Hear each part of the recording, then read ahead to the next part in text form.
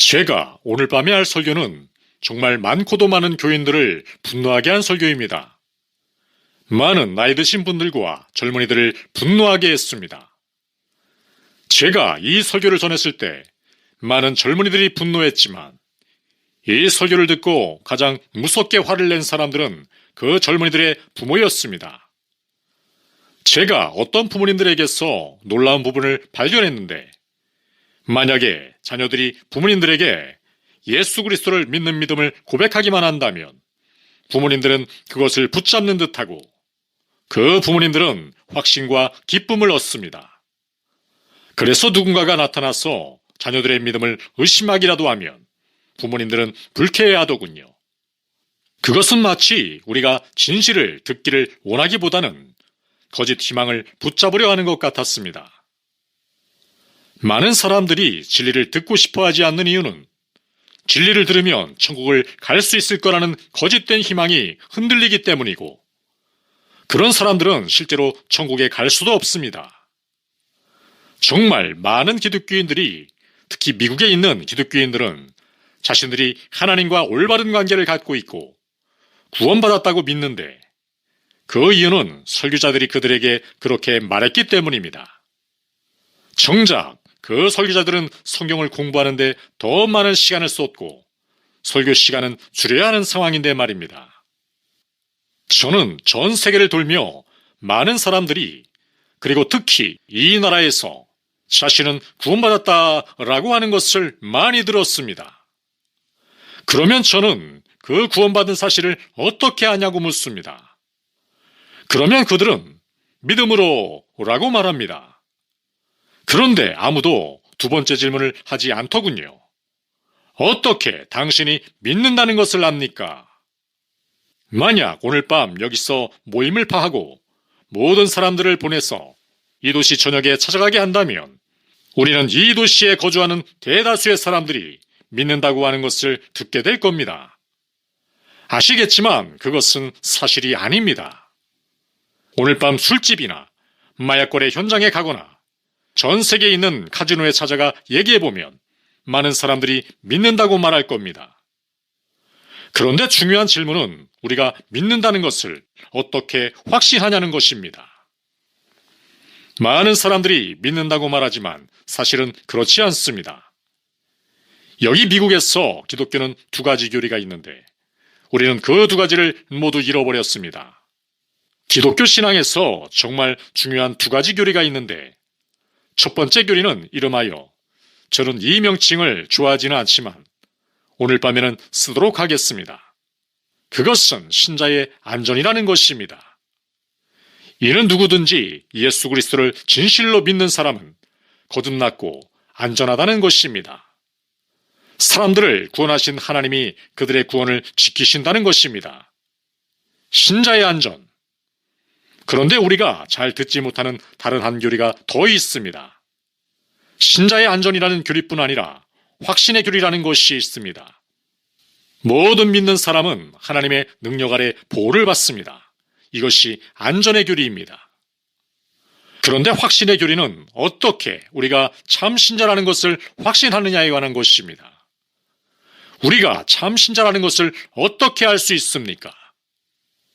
어떤 사람은 제게 이렇게 말하더군요. 저는 그냥 아는데요. 그러면 저는 어떤 길은 사람이 보기에 바르나 필경은 사망의 길이니라 라고 답합니다. 어떤 사람은 또 이렇게 말하더군요. 저는 제 마음속 깊은 곳에서 제 구원을 확신합니다. 그런데 성경은 우리의 마음이 거짓되고 악하다고 말씀합니다. 사람의 마음의 악함은 우리가 헤아릴 수도 없습니다. 여러분은 이러한 마음을 신뢰할 수 있으십니까? 이 약해지기 쉬운 마음을 의지할 수 있으십니까? 어떤 사람은 또 이렇게 말하더군요. 저는 제가 구원을 받았다는 걸 압니다. 저희 목사님이 그렇게 말했거든요. 언제부터 사람에게 그와 같은 권위가 있었나요? 그런데 모든 답변 중 최악은 이것이었습니다. 저는 제가 구원받은 것을 압니다. 저는 하나님과 동행하곤 했기 때문이죠. 사랑하는 여러분, 한 말씀 드리겠습니다. 여러분이 지금 하나님과 동행하지 않는다면 여러분은 구원에 대해서 어떠한 확신도 가질 수 없습니다. 저는 오늘 여러분이 하나님과 동행한다면 구원받았고 하나님과 동행하는 것을 멈춘다면 구원을 잃어버렸다고 가르치는 것이 아닙니다. 제 말의 요점은 하나님을 안다고 하는 사실은 단순히 한 번 회개했기 때문이 아니라 지속적인 회개를 계속하는 것으로 알 수 있다는 겁니다. 그리고 한 번 믿고 끝나는 것이 아니라 계속해서 믿고 있기 때문인 것입니다. 그리고 단순히 과거에 하나님과 동행한 것뿐 아니라 지금까지도 계속 하나님과 동행하고 있기에 알 수 있는 것입니다. 왜냐하면 선한 일을 시작하신 하나님은 그 일을 끝마치실 것이기 때문입니다. 고린도후서 13장 5절에 보면 바울이 한 교회에 갔을 때 많은 사람이 예수를 고백했는데 그들 중에 많은 사람이 육신적이었습니다. 그런데 바울은 그 교회에서 다음과 같이 말하지 않았습니다. 당신이 마지막으로 예수 그리스도를 마음에 영접한다고 한 적이 언제입니까? 바울은 이런 중생의 경험에 관해 묻지도 않고 그는 직접 현재형으로 다음과 같이 말합니다. 너희는 믿음 안에 있는가 너희 자신을 시험하고 너희 자신을 확증하라. 예수 그리스도께서 너희 안에 계신 줄을 너희가 스스로 알지 못하느냐. 그렇지 않으면 너희는 버림받은 자니라. 만약에 제가 어떤 사람들을 만났는데 그 사람들은 지난 3, 4년 동안 하나님과 동행해온 것처럼 보이고 성도들을 사랑하고 기도하기를 힘쓰고 말씀을 사모하고 다른 신자들과 모이는 등 여러 가지 일들을 했다고 합시다. 그러나 그들은 점점 하나님과 멀어지고 믿음을 떠나기 시작합니다. 세상과 죄를 용납하기 시작하고 다른 악한 것들도 받아들입니다. 또 악인들과 교제하는 것을 즐기기 시작합니다. 저는 그들에게 당신은 기독교인이시잖아요. 뒤로 물러나시면 안 됩니다. 라고 하지 않을 겁니다. 저는 가서 당신은 신앙을 고백했었고 많은 사람들 앞에서 당신이 신자라고 선언했으나 지금 당신은 불신자들과 똑같이 살고 있군요. 당신이 지금 이 순간까지 하나님을 전혀 몰랐을 가능성이 매우 높습니다. 지금까지의 모든 가식들은 굉장히 육신적인 일입니다. 왜냐하면 만일 하나님의 일이 지속되지 않는다면 그것은 하나님께서 하신 일이 아니기 때문입니다. 그러면 바울의 말뜻은 무엇입니까? 너 자신을 시험하라. 자신을 시험하십시오. 시험을 치르는 겁니다. 사랑하는 여러분, 제가 한 말씀 드리겠습니다. 천국과 지옥, 영원과 죽음, 이러한 것들이 여러분에게 실감나지 않을 수도 있습니다. 그렇지만 저에게는 정말 실제적입니다. 저는 여러분의 은행계좌에 넉넉한 돈이 들어있다거나 자존감이 높다거나 하는 것들은 신경 쓰지 않습니다. 만약 오늘 단 한 가지 저에게서 잠을 앗아가는 것은 여러분들 중 많은 분들이 죽어서 지옥에 갈 거라는 사실입니다. 여러분을 시험하십시오. 이것은 그저 미신 같은 것도 아니고 하루 정도 걱정하고 끝날 문제가 아닙니다. 저는 영혼에 대해서 말하고 있는 것입니다. 당신의 영혼은 평안하십니까? 만약 당신이 자신을 성경에 비추어 자신을 시험해 본다면 당신은 완전하십니까? 거듭나셨나요? 하나님의 능력 아래 보호를 받으십니까? 이제 시험해 볼 시간입니다. 그리고 더 이상 감정에 의존하지 마십시오. 그리고 다른 사람의 말을 의존하지 마십시오. 그리고 당신을 자칭 기독교인들과 비교하는 것을 멈추십시오. 왜냐하면 이 미국의 대부분의 자칭 기독교인들은 사실은 구원받지 못했기 때문입니다. 남부 침례 집회에서 몇몇 지도자들이 이런 말을 하더군요. 우리가 만일 성경을 제대로 적용한다면 감히 말하건대 등록교인 중 10 내지 15%도 안 되는 사람들만이 구원받았을 것이라고요. 그리고 이것이 남부 침례회에만 적용된다고 여기지 마십시오. 이것은 모든 기독교인들에게 적용됩니다. 바울이 말합니다. 자신을 시험하십시오. 자신을 검증하십시오. 그저 가볍게 검사하지 마십시오. 설교자들이 하는 말만 듣지 마십시오. 그리고 사탄이 당신의 마음에서 하나님의 말씀을 빼앗게 놔두지 마십시오. 여러분이 여기 계신 동안, 그리스도가 함께 하시는 동안, 그리고 말씀이 선포되는 동안 자신을 검증하십시오. 이것은 치명적인 것입니다. 죄가 문 앞에 서서 기다리고 있습니다. 죄는 문 앞에 도달해서 당신을 차지하길 원합니다. 여러분이 여기 계신 동안, 그리고 그리스도가 함께 하시는 동안 자신을 검증하십시오. 제가 남아메리카에 갔을 때, 제가 안데스 산맥을 등반할 때면 작은 다리를 건너야 할 때가 있었습니다. 그 다리는 밑이 보이지도 않는 협곡 위에 자리 잡고 있었습니다. 밧줄을 점검하고 나무바닥을 점검합니다. 이 다리가 안전한가? 철저히 검증합니다. 왜입니까? 만약 여러분이 다리 중간을 건너는 도중에 다리가 부서지면 끝장이기 때문입니다. 어떤 면에서 여러분이 붙잡고 의지하는 구원은 말총과도 같습니다. 여러분이 영생의 문으로 들어가려 할 때 여러분이 의지하는 것이 다름 아닌 말총과도 같은 것이라면 지옥불이 타오르는 동시에 여러분이 의지하는 것이 타버리고 추락하게 될 겁니다. 자신을 검증하십시오. 하나님의 말씀을 가지고 진실된 기독교인에 대해서 뭐라고 말씀하는지 들으십시오. 그리고 그 말씀의 빛 아래에서 당신을 검증하십시오. 만약 여러분이 그 시험에서 불합격한다면 회개하고 믿으시기 바랍니다. 당신을 하나님의 자비하심 아래 굴복시키십시오. 하나님의 일이 마칠 때까지 부르짖으십시오. 하나님의 일이 마치기까지 말입니다. 이 미국의 어리석은 기독교는 제가 하는 말을 따라하십시오 라고 말합니다. 그것이 아니라 여러분은 하나님을 기다려야 합니다. 여러분은 그분의 일이 마치기까지 부르짖어야 할지도 모릅니다. 참된 그분의 일, 완성된 그분의 일, 완전한 그분의 일. 그러면 저희가 어떻게 시험을 할 수 있나요? 우리의 삶을 어떻게 시험할까요? 여러분이 참된 기독교인이라는 것을 어떻게 알 수 있나요? 먼저 우리는 하나님의 말씀을 보아야 합니다. 요한일서 5장 13절을 보십시오. 요한은 그의 복음서에서 그 이유를 설명합니다. 요한복음 20장 31절에서 그는 복음서를 쓴 이유를 설명합니다. 그것은 예수님이 하나님의 아들이시고 그리스도시라는 것을 사람들이 믿게 하기 위함입니다. 그래서 영생에 이르도록 하게 하는 것입니다. 그러면 그가 요한서신을 쓴 이유는 무엇입니까? 요한일서 5장 13절을 보십시오. 내가 하나님의 아들의 이름을 믿는 너희에게 이것을 쓰는 것은, 그리스도를 고백하는 이들에게 이 서신을 쓴 이유는 이렇습니다. 너희로 하여금 너희에게 영생이 있음을 알게 하려 함이라. 여러분이 중생했는지 궁금하십니까? 그렇다면 요한일서를 읽으십시오. 왜냐하면 요한일서에는 여러 가지 시험이 기록되어 있기 때문입니다. 그리고 오늘 저녁 저희는 시험을 볼 겁니다. 하나님께서 여러분에게 들을 길을 주시길 기도합니다.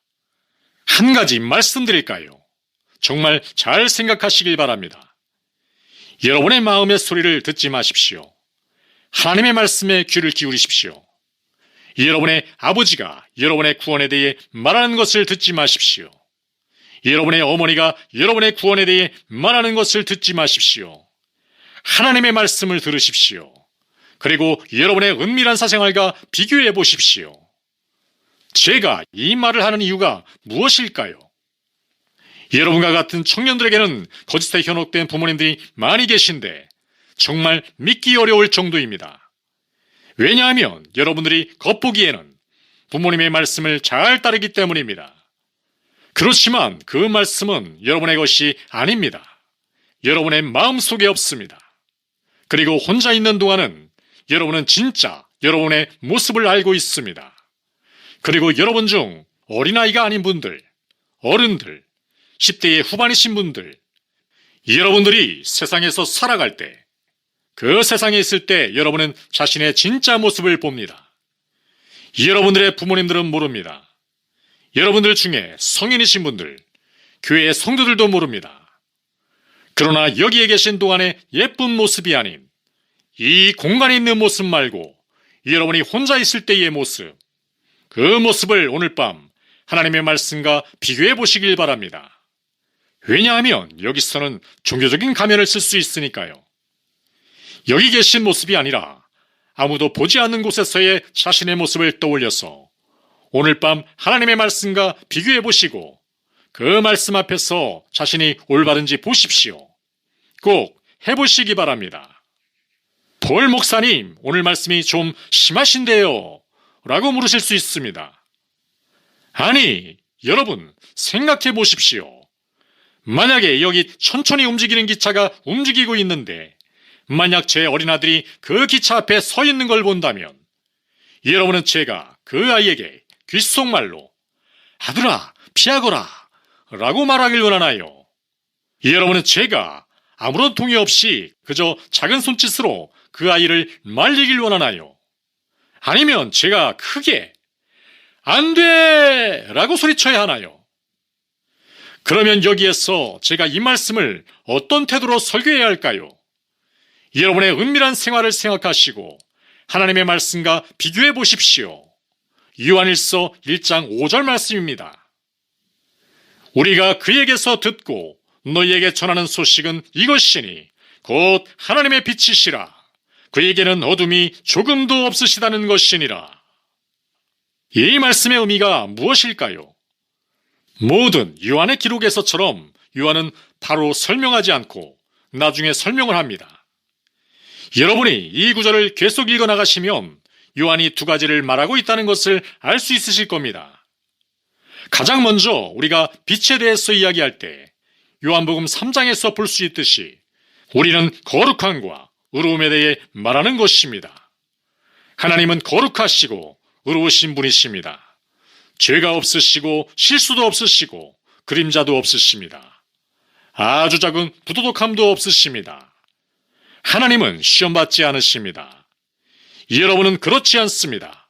왜냐하면 여러분들 속에는 아직 악의 속성이 남아있기 때문입니다. 하나님은 악이 없으십니다. 악은 하나님께 영향을 줄 수 없습니다.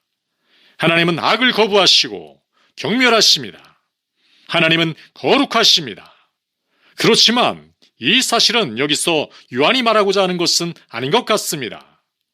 요한은 여기서 거짓 선생들의 집단에 대해 언급하고 있는데 그들은 모든 사람들에게 하나님은 매우 어두우시고 그림자 같으시며 숨어 계신 분이라고 말하고 있습니다. 그리고 하나님이 내밀한 분이라고 설파합니다.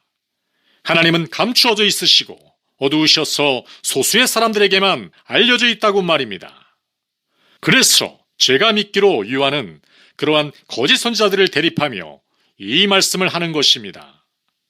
그리고 더 주의 깊게 들어보십시오. 요한이 하는 말은 이렇습니다. 하나님은 빛이십니다. 이 말의 뜻은 하나님은 우리에게 그분이 어떤 분인지 그리고 그분의 뜻이 무엇인지 아주 명백하게 계시하셨다는 말입니다. 그러면 제가 여기서 이 사실이 미국의 모든 것을 어떻게 변화시킬지 말씀드리겠습니다. 만약에 대중매체가 이것을 믿는다면요. 미국인들은 어떤 종류의 신을 믿습니까? 미국 정치인들이 믿는 신은 어떻습니까? 그 신에게 여러분들이 기도할 수 있으나 그 신을 정의 내릴 수는 없습니다. 사람들은 정치적인 연설에서 그 신에 관하여 말하지만 그 신의 뜻이 무엇인지는 말할 수 없습니다. 그런 신은 참 편리하네요. 왜냐고요? 여러분들은 그런 신 앞에 어떠한 책임도 없기 때문입니다. 그가 무엇을 원하는지도 알 수 없습니다. 그래서 여러분들은 육신적이고 악한 마음이 원하는 대로 따릅니다. 그러한 신은 정말 편리합니다. 그리고 그런 신이 바로 일부 자칭 기독교인들이 믿는 신입니다. 요한은 여기서 그것을 반대하는 것입니다.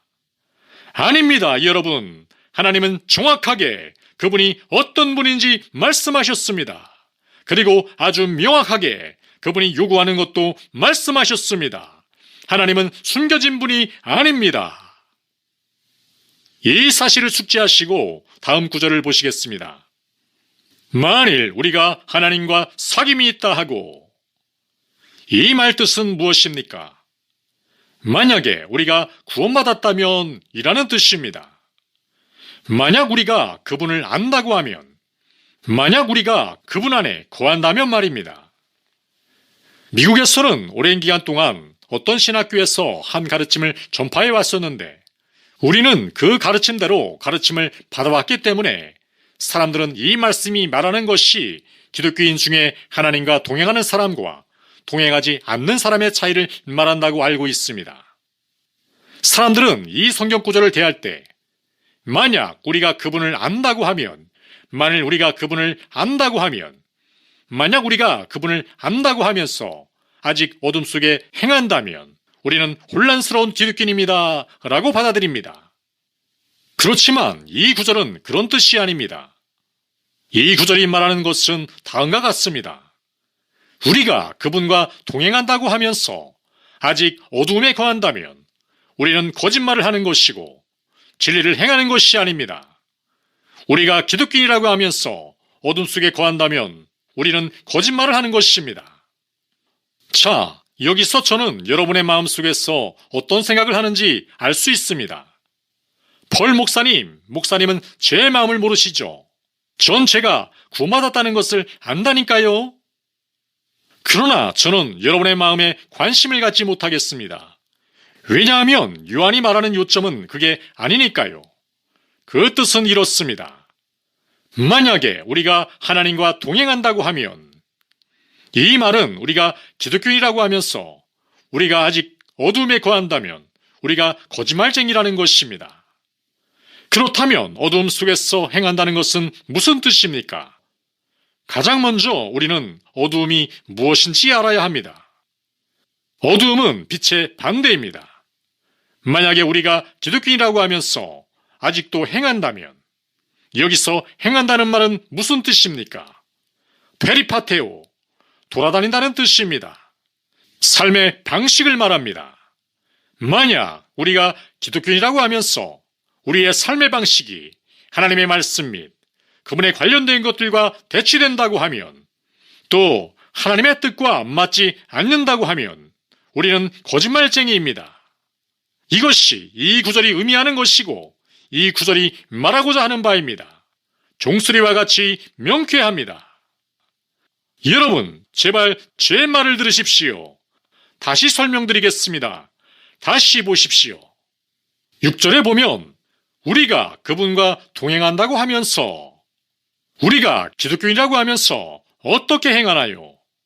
우리의 삶이 어둠을 따르는 방식이고 우리의 삶의 방식이 하나님의 속성과 본질에 대치가 된다면, 그리고 하나님의 말씀과 대치가 된다면, 우리의 삶의 방식이 하나님의 속성을 전혀 반영하지 않는다면, 그리고 우리의 삶의 방식이 하나님께서 말씀하신 그분의 뜻과 전혀 다르다면 우리가 기독교인이라고 하는 것은 거짓말입니다. 우리는 이것을 깨달아야 합니다. 들을 귀가 있으십니까? 여러분은 반드시 깨달아야 합니다. 정말 많은 사람들이 하는 행동들을 여러분들은 보실 수 있습니다. 마치 사람들 머리 위에 안개가 잔뜩 낀 것 같습니다. 그래서 종교는 정말 위험한 것입니다. 정말 많은 미숙한 청년들이 만약 여러분이 기도문만 따라하면 천국에 간다고 설교하고 있습니다. 그리고 그들이 한 사람에게 이렇게 말해주는 그 순간 그 사람의 머리 위에는 안개가 따라붙는 것입니다.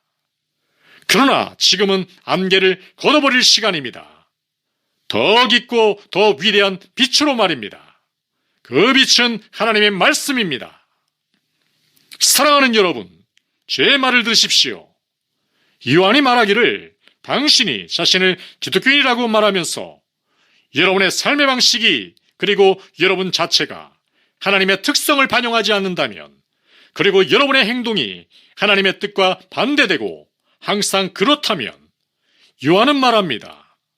당신이 기독교인이라는 것은 거짓말입니다. 자, 그러면 다음으로 넘어갑시다. 여기 다음 시험이 나옵니다. 8절 말씀입니다.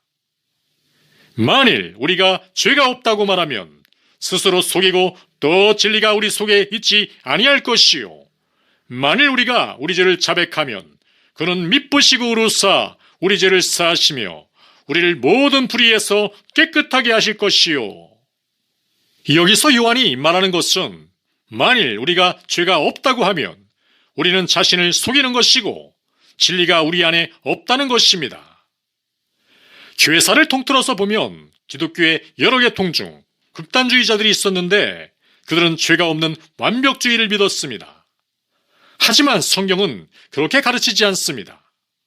성경은 아무리 성숙하고 가장 경건한 기독교인이라도 죄에는 약하다고 가르칩니다. 이 가르침의 뜻은 이렇습니다. 어떤 사람이 진정으로 중생했다고 하면 그 사람이 진정 하나님의 자녀라면 그 사실에 대한 가장 중대한 증거는 그 사람이 자신의 삶 속에서 죄에 대해 민감하게 반응하는 것입니다. 그리고 그 사람은 자주 회개하고 죄를 고백할 것입니다. 놀랍지 않습니까? 많은 목사님들이 제가 이 말씀을 전할 때 미소를 짓습니다. 왜냐하면 목사님들은 제가 무슨 말을 하는지 아시니까요. 제가 교회에서 말씀을 전할 때 하나님께서 일을 하시면 그리고 그 일이 죄에 관련된 것이라면 제가 발견한 놀라운 사실은 이 미국 교회들에서 사람들이 말씀 앞에 굴복하는데 일부는 앞으로 나와서 기도합니다. 그런데 놀라운 것은 가장 경건하고 가장 충성된 영적인 사람들이 앞으로 나와 자신의 죄에 대해 애통해야 하는 것입니다. 그리고 가장 육신적이고 불경건하고 증오심 많고 짓궂고 악한 교인들은 마치 그들이 완벽한 사람인 양 얼음장처럼 차갑게 저 뒤에 앉아있는 것입니다. 여러분은 지금 회중 안에서 불신자와 신자의 차이점을 듣고 계신 것입니다. 진정한 기독교인은 죄에 민감합니다. 죄에 민감하고 또 민감합니다. 제가 질문 하나 드리겠습니다. 여러분이 마지막으로 자신의 죄에 대해 애통해야 한 적은 언제입니까? 정말 무서운 일입니다. 여러분이 마지막으로 자신의 죄 때문에 무너진 적은 언제입니까? 정말 무서운 일이라고요. 여러분 중에는 제가 무슨 말을 하는지 전혀 이해가 안 되는 분도 계실 겁니다. 우리가 하나님의 자녀라면 하나님은 우리를 지키십니다. 하나님은 이스라엘에 대한 그분의 질투하는 사랑을 말씀하셨습니다. 교회에 대해서는 그 사랑이 더 크지 않을까요? 하나님께서 당신을 지키십니까? 제가 신학교 다닐 때 저는 책을 정말 사랑했었습니다. 제가 신학교에 있는 서점에 친구와 함께 책을 사러 갔습니다.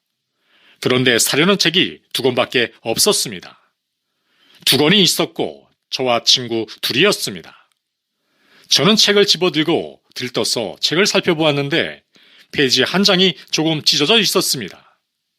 저는 얼른 그 책을 친구와 바꿨습니다. 그 책을 친구에게 주고 저는 다른 책을 꺼냈습니다. 계산대에 가서 책을 사고 집으로 갔습니다. 그때 제가 느낀 감정은 마치 제가 한 사람을 살인한 것 같았습니다. 살인을 한 것 같았다고요. 그리고 저는 기도를 하고 친구에게 전화를 했습니다. 나 할 말이 있어. 무슨 일인데 전화로 말해. 아니야, 전화로는 안 되고 얼굴 좀 보자. 그리고 저는 그에게 가서 눈물로 용서를 구했습니다. 왜 그렇습니까? 제가 경건했어요. 아닙니다. 왜냐하면 하나님은 그의 자녀들을 지키시니까요. 저는 다른 신자들을 보고 놀랄 때가 많습니다. 벌 목사님, 저희 교회에 와서 설교해 주세요. 저희는 부흥을 원합니다. 그런데 정작 그 사람들은 집회에 오기 전에 그리고 집회 후에 집에서 텔레비전 앞에 앉아서 그 모든 더러운 것들을 시청하는 겁니다. 그리고 그 사람들은 그게 죄가 되는지도 알지 못합니다. 여러분은 죄에 민감하십니까? 죄를 짓고 그 죄를 고백하십니까? 여러분께 질문하겠습니다. 여기 계신 여러분 중에서 아셔야 할 것이 있습니다. 최근에 제가 아는 분 중에서 정말 악한 죄를 지을 때 발각되신 분이 있습니다. 어떤 분은 아니 어떻게 그런 분이 죄에 떨어질 수 있죠? 라고 말하더군요. 그래서 저는 말했습니다. 그분은 죄에 떨어진 게 아닙니다. 누구도 죄에 떨어지지 않습니다. 그분은 다른 사람들과 마찬가지로 미끄러지듯 죄에 빠진 것입니다. 여러분께 묻겠습니다. 여러분 중 일부는 기독교인이실 텐데 이 경고를 들으시기 바랍니다. 여러분은 죄에 미끄러져 들어가십니까? 한 달 전에는 생각조차 못한 일들을 조금씩 저지르다가 지금은 더욱 큰 죄를 저지르고 계신 것은 아닌지요. 조금씩. 그리고 그 다음에는 어떻게 될까요? 여러분은 계속 똑같은 죄를 짓습니다. 이것은 여러분이 불신자라는 증거입니다. 만약 하나님이 여러분을 막으신다면 이것은 여러분이 구원받은 증거입니다. 아니 폴 목사님은 저를 모르시잖아요. 저는 여러분에 대해 알 필요가 없습니다. 저는 하나님의 말씀을 압니다. 그리고 그 말씀은 모든 사람에게 똑같이 적용됩니다. 여러분은 죄에 민감하십니까? 제가 성경 구절을 잠시 읽어드리겠습니다. 잘 들어보십시오. 이 구절은 성경 전체를 통틀어 제게는 정말 복된 구절 중 하나입니다. 이 태도가 여러분이 갖고 계신 태도인지 묻겠습니다. 여러분은 이런 태도를 취한 적이 있으십니까? 하나님이 말씀하셨습니다. 이사야서 66장 2절 나 여호와가 말하노라 내 손이 이 모든 것을 지었으므로 그들이 생겼느니라. 물은 마음이 가난하고 심령에 통해하며 내 말을 듣고 떠는 자 그 사람은 내가 돌보려니와. 여러분은 하나님의 말씀 앞에서 떠십니까? 아니면 말씀 앞에서 빠져나갈 구멍을 찾고 계십니까? 여러분은 죄에 대해 변명을 하십니까? 여러분은 하나님의 말씀이 여러분을 적나라하게 드러나게 하기 때문에 현재 하나님의 말씀을 피하고 계십니까? 사람들이 항상 저에게 와서 말합니다. 폴 형제님, 저는 하나님과 새로운 관계를 맺었습니다. 그러면 저는 요한일서 1장 8절을 펴고 말합니다. 그러면 형제님은 죄와 새로운 관계를 맺으셨나요? 형제님이 죄에 대해 새로운 관계를 맺지 않았다면 하나님과 새로운 관계를 맺은 것이 아니기 때문입니다. 여러분은 죄에 대해 민감하십니까? 이제 세 번째 시험은 요한일서 2장 3절에 나옵니다. 우리가 그의 계명을 지키면 이로써 우리가 그를 아는 줄로 알 것이요. 자, 들어보십시오. 그를 아노라 하고 그의 계명을 지키지 아니하는 자는 거짓말하는 자요. 진리가 그 속에 있지 아니하되. 이 구절을 다시 보겠습니다. 이로써 우리가 그의 안에 있는 줄을 아노라. 여러분, 미국이 어떤지 아십니까? 제가 페루에 있을 때 스코틀랜드 사람과 이야기한 적이 있는데 그분이 이렇게 말하더군요. 미국의 신학은 너비가 5,000km 정도지만 길이는 고작 1cm 정도이군요. 저는 그분의 말에 동의합니다. 우리가 가진 복음은 정말 우습습니다. 우리의 전도 방식은 이단과 가깝습니다. 우리가 어떻게 그분을 아는지 아시나요? 여러분들이 이 도시의 목사님들을 찾아가서 이렇게 물어보십시오. 저는 제가 구원을 받았는지 확신이 없습니다. 그렇다면 많은 목사님들은 이렇게 물을 겁니다. 언젠가 당신의 삶에서 예수님이 당신의 마음으로 오시도록 기도한 적이 있으십니까? 만약 여러분이 그렇다고 하면 목사님들은 진심이었냐고 물을 겁니다. 여기서 여러분이 그런 것 같다고 하면 목사님들은 이렇게 말할 겁니다. 당신은 이미 구원받았기 때문에 사탄이 당신을 방해하지 못하도록 할 필요가 있습니다. 그러나 이런 말을 하는 목사님들에게는 성경적인 배경 지식이 전혀 없습니다. 성경이 말하는 것을 읽어보십시오. 당신이 구원받은 사실을 어떻게 압니까? 어떻게요? 요한의 말을 들어보십시오. 이로써 우리가 그를 아는 줄로 알 것이요. 우리 마음이 그렇다고 해서 말입니까? 목사님들이 그렇게 말해서 말입니까? 아니면 우리가 그냥 그렇게 느끼니까요? 요한은 말합니다.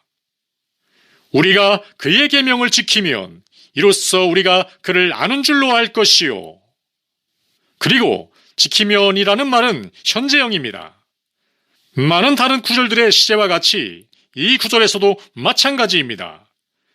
요한의 말은 우리가 계속해서 계명을 지키고 있다면 우리가 그분을 안다는 것을 알 수 있다는 것입니다.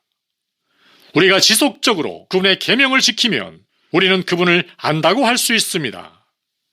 그리고 요한은 계속해서 다음과 같이 말하고 있습니다. 만약 우리가 반대로 한다면 우리는 그분을 모르는 것입니다. 자, 그러면 여기서 잠시 한 가지를 살펴보고 싶군요. 그분의 계명을 지킨다는 말은 무슨 뜻입니까? 죄가 전혀 없는 삶을 산다는 말인가요? 아닙니다. 이것은 삶의 방식을 말합니다. 만약 우리가 우리의 삶을 하루 24시간 촬영해서 영화로 만들면 우리는 우리의 삶을 볼 수 있을 겁니다. 하나님의 계명을 알고자 하는 욕구, 계명에 순종하고자 하는 욕구, 순종하며 승리하며 자라나는 모습, 순종을 못할 때는 회개하는 모습, 우리가 이러한 삶의 방식을 볼 수 있을까요? 만약 당신이 저는 종종 계명을 지키곤 했습니다 라고 하면 요한의 말을 다시 보십시오. 만약 우리가 계속해서 지키면 지속적인 것이 필요합니다. 왜 그렇습니까? 하나님의 약속이 있기 때문입니다. 너희 안에서 선한 일을 시작하신 이가 그 일을 마치실 것이다. 그리고 그 일이 마치지 않는다면 그것은 그분이 하신 것이 아닙니다. 여러분의 삶 속에서 하나님의 계명을 알려는 욕구와 그 계명을 순종하려는 욕구를 발견할 수 있으십니까? 또 어떤 분이 저에게 와서 이렇게 묻더군요. 폴 형제님, 저는 하나님과 새로운 관계를 맺었습니다. 저는 말하죠. 당신은 죄와 새로운 관계를 맺으셨나요? 만약 죄와 새로운 관계를 맺지 않았다면 당신은 하나님과 새로운 관계를 맺은 것이 아닙니다. 그리고 제가 다시 묻습니다. 하나님과 새로운 관계를 맺으셨나요? 그렇다면 당신은 그분의 계명과도 새로이 관계를 맺으셨나요? 여러분은 하나님의 말씀과 새로운 관계를 맺으셨습니까? 만약 여러분이 하나님의 말씀과 새로운 관계를 맺지 않았다면 여러분은 하나님과 새로운 관계를 맺은 것이 아니기 때문입니다. 자, 그러면 4절을 봅시다. 그를 아노라 하고 그의 계명을 지키지 아니하는 자는 거짓말하는 자요 진리가 그 속에 있지 아니하되. 만약 여러분이 어떤 집회에 갔는데 그 집회는 자신들의 영성이 굉장히 높다고 여기고 그 영성을 자랑하는 사람들이 모인 집회라고 합시다. 그 모임이 시작되고 설교자가 설교를 하고 찬송을 부를 것입니다. 그리고 어떤 사람이 벌떡 일어나 소리칩니다. 할렐루야, 주님은 나의 구원자이십니다. 할렐루야, 저는 그분을 알아요. 이것이 요한이 말하는 정확한 요점입니다. 어떤 사람이 집회 중에 벌떡 일어나서 저는 그분을 알게 되었습니다 라고 합니다. 그런데 그 사람이 계명을 지키지 않는다면 그 사람은 거짓말을 하는 것입니다. 그는 거짓말쟁이입니다. 그럼 문맥에서 다시 봅시다. 요한은 사랑의 사도입니다. 바울은 위대한 지성으로 잘 알려져 있지만 요한은 그의 위대한 사랑으로 잘 알려져 있습니다. 그 겸손하고 상한 심령을 가진 사도가 평결을 내리고 있는 것입니다. 당신은 거짓말쟁이이다. 정말 놀랍지 않습니까? 자, 그러면 계속해서 다른 시험을 살펴봅시다. 요한일서 2장 6절입니다. 그의 안에 산다고 하는 자는 그가 행하시는 대로 자기도 행할지니라. 그리스도인은 예수님처럼 행해야 합니다. 폴 목사님, 너무 앞서가신 것 같은데요. 어느 누가 예수님처럼 행할 수 있습니까? 제가 의미하는 바를 설명하기 위해 예화를 하나 들어오겠습니다. 제가 아직 어렸을 때 저희 아버지는 덩치가 큰 분이었습니다. 그리고 똑똑하셨습니다. 그래서 다른 어린 친구들처럼 저도 아버지를 닮고 싶었습니다. 북부 지방에서 우리는 소들을 방목하고 말들도 키웠습니다. 그리고 눈도 많이 왔습니다. 그러면 새벽 5시에 제 아버지가 제 방으로 오셨어. 그때는 아직 어릴 때였는데, 폴, 일어나거라. 약한 자들에게는 안식이 없단다. 아버지가 일어나라고 하면 바로 일어나야 합니다. 그리고 눈을 헤치며 가야 합니다. 여기서 제가 항상 기억하는 것은 저희 아버지는 굉장히 성큼성큼 걸으셨는데 눈 위에 발자국을 남기셨습니다. 저는 아버지처럼 걷고 싶었습니다. 그래서 저는 다리를 크게 벌리면서 아버지가 남긴 발자국에 발을 디디려 했습니다. 저는 걸음걸이를 아주 크게 했습니다. 상상해 보십시오. 저는 제가 원래 걸을 때보다 훨씬 더 노력해야 했는데 그 모습이 우스꽝스럽지 않았겠습니까? 그리고 제가 넘어지는 모습도 상상이 되실 겁니다. 하지만 여러분이 이런 장면을 보신다면 제가 정말 원하는 것이 제 아버지처럼 걷는 거라는 걸 알 수 있을 겁니다. 이런 아이를 보면서도 그 아이가 아버지를 닮고 싶어 한다는 걸 알 수 있습니다. 설령 그 아이가 그 아버지의 모습을 흉내조차 못 낸다고 해도 말입니다. 질문을 하나 하겠습니다. 여러분이 가장 원하는 것은 무엇입니까?